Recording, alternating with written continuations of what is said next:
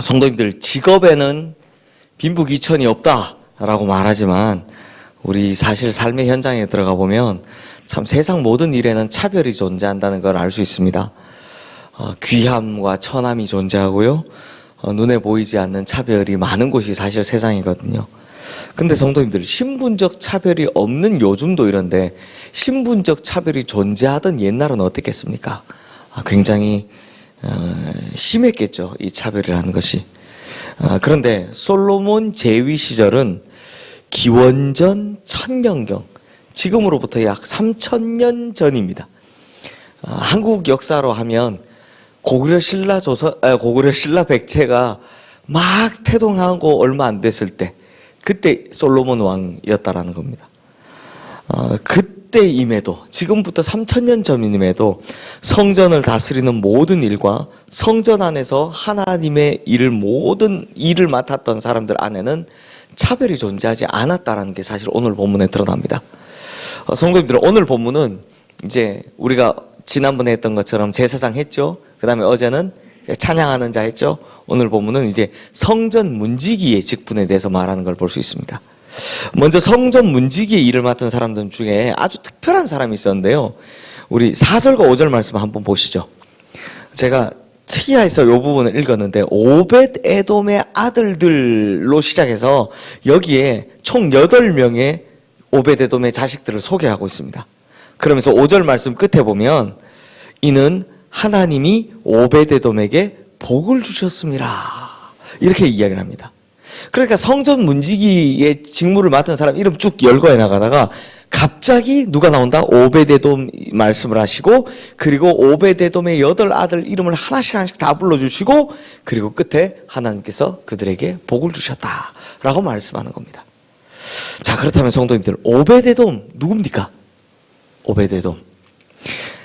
다윗이 하나님의 궤를 성전으로 가져오려고 하다가 자기 성으로 가져오려고 하다가 이동하는 방법을 그때는 몰랐죠. 그때는 어디에 싣고 옵니까? 수레에다 싣고 오죠. 그러다 이제 소가 날뛰는 걸 보고 웃사가 만지는 통에 베레스 우스 사건이 일어났을 때, 그때 아무도 챙기지 않고 그냥 내버려둔 하나님의 언약궤를 자기 집에 가져와서 석 달 동안 하나님의 언약궤를 보관한 사람, 지켜준 사람, 그 사람이 바로 오벳 에돔입니다. 이 오벳 에돔이 하나님의 언약궤를 석 달 모시는 동안 하나님께서 그 사이에 큰 축복을 주십니다. 그래서 결국 포기했던 다윗이 오벳 에돔이 그 집에 축복받는 걸 보고, 야, 내가 저거 진짜 가져와야 되겠다 해서 다시 한번 언약궤를 가져오고자 하는 마음이 들고, 그래서 이번엔 제대로 가져오는 모습을 볼 수 있죠. 아마 당시 다윗은 오벳 에돔을 보면서 이렇게 생각했던 것 같습니다. 야, 도대체 이 사람에게 무슨 대체 어떤 특별한 게 있어서, 어떤 특별한 은총이 있어서 하나님께서 그 집에 그토록 큰 복을 준 건가? 그래서 다윗은 이제 성전을 준비하고 있잖아요. 이 성전을 준비하면서 이 오벳 에돔의 자녀들을 데려다가, 아마 오벳 에돔은 죽은 것 같아요. 살아있는 이름이 안 나오는 거 보면, 오벳 에돔, 돌아가신 오벳 에돔의 자녀들을 데리고 와서 하나님 성전의 문지기로 삼았다, 이 이야기를 하고 있는 겁니다. 근데 성도님들, 제가 역대상 13장 설교할 때도 말씀드렸지만 오벳 에돔은 어디 출신인지 아십니까? 블레셋 가드 지방 출신 사람입니다. 즉 유대인이 아니다 라는 겁니다. 블레셋 사람입니다. 실제로 오벳 에돔 이름의 뜻이 좀 특이하죠. 오벳 에돔 이름의 뜻은 에돔 신의 예배자입니다. 그리고 에돔의 아들 이런 뜻입니다. 그래, 참 이거 생각해보면 복잡하죠.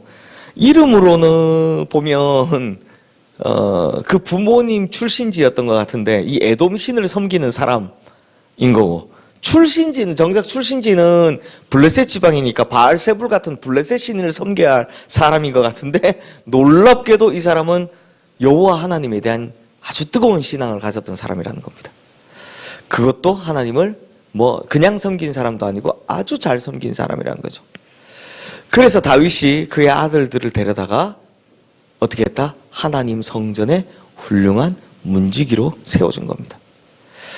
그러니 다윗은요, 그 부모가 어떻든, 그의 혈통이 어떻든, 그의 출신이 어떻든, 그의 이름이 어떻든, 그의 과거가 어떻든 전혀 문제 삼지 않았습니다. 그 어떤 차별도 없이 하나님을 열심히 섬기는 그 섬김, 그 열심, 이거 하나 보고 하나님 성전의 문지기로 삼아준 거죠. 그런데요, 이것뿐만이 아닙니다. 우리는 보통 야, 아버지 잘해서 자식이 혜택 받았네, 이렇게 또 생각할 수 있죠. 아닙니다. 8절 말씀 우리 함께 읽어보겠습니다. 이는 다 오베데돔의 자손이라. 그들과 그의 아들들과 그의 형제들은 다 능력이 있어 그 직무를 잘하는 자이니 오베데돔에게서 난 자가 62명이며. 그러니까 오베데돔의 아들들, 형제들, 자손들 모두 62명인데 그들 모두가 어떤 사람이다? 능력 있는 사람이다라고 얘기합니다. 그래서 이 62명 모두가 다 하나님의 성전 안팎을 돌보는 이 문지기들이 되었다라는 거죠.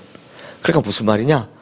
오베데돔의 후손들 모두가 그냥 할아버지 혹은 아버지 덕을 봐서 그 자리를 연명하는 그런 사람들이 아니라 각자 다 자기 능력으로 그 자리를 차지한 사람들이다라는 겁니다. 결국 이들은 하나님 일을 맡아서 최선을 다했고 인정받는 사람이 되었고 능력 있는 사람이 되어서 오히려 하나님께 큰 축복과 큰 은총을 받은 사람들이 되었다라는 이야기를 하고 있다는 겁니다. 사랑하는 성도님들, 그러므로 하나님 앞에서 오늘 이 말씀을 정리하면 하나님 앞에선 뭐가 없다? 차별이 없다라는 겁니다. 그 사람의 과거, 그 사람의 출신, 그 사람의 이름, 그 사람의 혈통, 뭐 이런 것들로 말미암아 절대 그 사람을 차별하면 안 된다라는 겁니다. 그리고 반대로 만약 내가 이 세상 살아가는데 차별을 당할 만한 약점을 가진 사람이라면 어떻게 하라고 하는 겁니까? 이 오베데돔의 후손들이 뭘 보여줍니까? 최선을 다해서 자신의 능력으로 인정받으라는 겁니다. 아마 이민족이었기 때문에 다윗 왕이 왜 저런 사람을 성전 문지기로 세우느냐라고 할 수 있겠지만 최선을 다해 능력으로 인정받은 겁니다. 그러니 누구 덕보를 생각하지 말고 자기 능력으로 인정받아야 한다라는 겁니다. 그러므로 성도님들, 이 차별 많은 세상에서 우리가 뭘 해야 된다? 하나님 제대로 믿고 뛰어난 실력을 갖춤으로, 동시에 갖춤으로 예수 믿는 자로서 이 차별 많은 세상을 어떻게 살아가고 어떻게 이겨나갈지를 우리가 오늘 본문을 통해서 잘 배울 수 있는 겁니다.